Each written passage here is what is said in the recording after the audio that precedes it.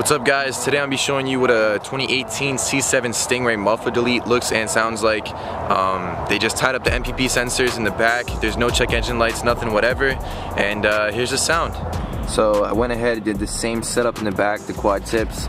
I thought personally that every other setup kind of looked iffy. Here you go, direct straight piping, there, just mounted everything.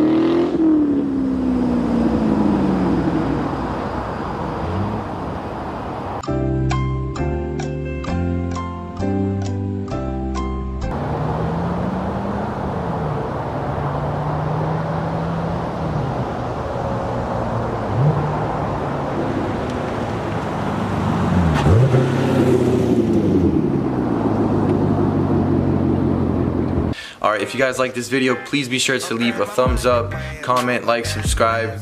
If you guys like to see more videos of the C7, just let me know, drop some comments. Thank you.